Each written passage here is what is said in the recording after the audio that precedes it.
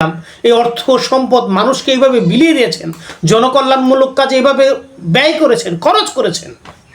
অবশেষে গিয়ে রাসূল সাল্লাল্লাহু আলাইহি ওয়াসাল্লামের যথেষ্ট পরিমাণ অর্থ সম্পদ ছিল না, আম্মা খাদিজার হাতেও ছিল না। কিন্তু আম্মা খাদিজা কোনো দিন এই ব্যাপারে তাকে তিরস্কার করে নাই, কথা শোনায় নাই, বলে নাই, খুঁটা দেয় নাই। কথা বুঝতে পারলেন? এটা ভালোবাসা। সাধারণ মানুষের ক্ষেত্রে যদি ভালোবাসা দেখে রাসূলকে কিভাবে ভালোবাসতে হয়, কিভাবে ভালোবাসতে বলেন। আল্লাহ রাসূল সাল্লাল্লাহু আলাইহি সাল্লাম কিভাবে ভালোবাসছে দেখেন। বদরের যুদ্ধে একটা অবস্থান ছিল এরকম, অল্প সংখ্যক সাহাবা আজমাইনদেরকে নিয়ে বদরের যুদ্ধে অংশগ্রহণ করেছেন, 1000 জন সশস্ত্র বাহিনীর বিরুদ্ধে। আল্লাহ রাসূল সাল্লাল্লাহু আলাইহি সাল্লাম সেনাপতি প্রধান যুদ্ধের কাতার সোজা করে দিচ্ছে, সাহাবা আজমাইনরা দাঁড়াচ্ছেন, দাঁড়া করাচ্ছেন, লাইন বাই লাইন দান করাচ্ছেন। তার হাতে একটা তীর ছিল, যে তীর যে নিক্ষেপ করে, ধনুক ছিল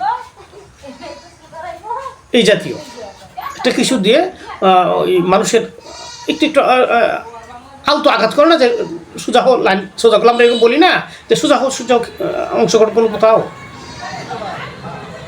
তো ওই ধনুকটা দিয়ে আল্লাহ রাসূল সাল্লাল্লাহু আলাইহি ওয়াসাল্লাম একটা ব্যক্তির পেটের মধ্যে আঘাত করেছে। একটু আগে ছিল লাইন সোজা হোক, সোজা করছে, প্রস্তুতি নিচ্ছে, ট্রেনিং দিচ্ছে। হঠাৎ সাহাবা আজমাইন বললেন, বয়স্ক একটা সাহাবা আজমাইন, ইয়া রাসূলুল্লাহ, আপনি আমাকে আঘাত করেছেন আর আমি ব্যথা পেয়েছি, আমি এর প্রতিশোধ চাই বা প্রতিশোধ নিই। রাসূল বললেন, তুমি ব্যথা পেয়েছ কোথায়? যে আমার এই পেটের মধ্যে ব্যথা পেয়েছি।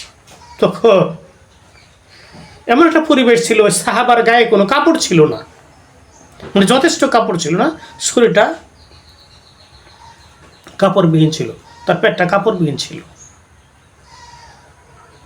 ঘাড়ে কোমরে পরনে কাপড় ছিল, মানে যথেষ্ট কাপড় ছিল, শরীরটা ঢাকা ছিল না। তো সাহাবা বলে, ইয়া রাসূলুল্লাহ, আপনি যখন আমাকে আঘাত করেছেন ধনুক দ্বারা, তখন আমার পেটটা খালি ছিল, ঢাকা ছিল, কোনো কাপড় ছিল না, কাপড় ছাড়া ঢাকা, আপনি তো কাপড় পরে আছেন। আল্লাহ রাসূল টাকাতে ধনুকটা দিয়ে জুব্বাটা টান দিয়ে উঠাইছে, উঠে বলছে আঘাত করো। সাহাবা আজমাইনরা কথা বলছে, ওই একটা পরিবেশের মধ্যে, যুদ্ধের পরিবেশ তো, কি যে দেখছেন। তার জুব্বাটা উঠানোর সাথে সাথে সাহাবা আজমাইন রাসূলকে তার পেটের অংশে জড়িয়ে ধরে চুমু খাচ্ছে। আল্লাহ রাসূল সাল্লাল্লাহু আলাইহি ওয়াসাল্লাম বললেন, তুমি এরকম করলে কেন? তোমার আঘাতের প্রতিশোধ নেওয়ার কথা না, তুমি তো আমাকে এরকমই বললে। সাহাবা বলছে, ইয়া রাসূলুল্লাহ,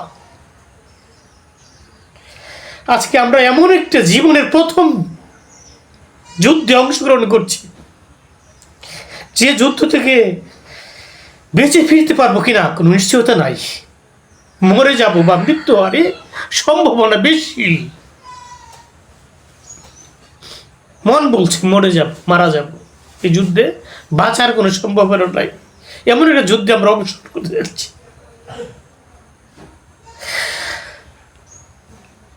আপনার পরশ শেষ সময় এসে আমি মনটা চাইলো আপনার পরশটা কিভাবে নেওয়া যায়, এই জন্য আমি আপনার শরীরে চুম্বন করলাম, ইয়া রাসূলুল্লাহ, আমাকে ক্ষমা করবেন।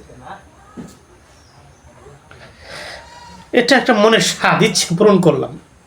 ভালোবাসা প্রকাশ কাকে বলে? দেখ, রাসূলকে ভালোবাসা কিভাবে ভালোবাসতে হয় আপনি বলেন, কিভাবে ভালোবাসতে হয়? এটা সহি কথা। আরেকটা কথা খেয়াল করুন, এটা সবাই জানেন। আরেকজন সাহাবা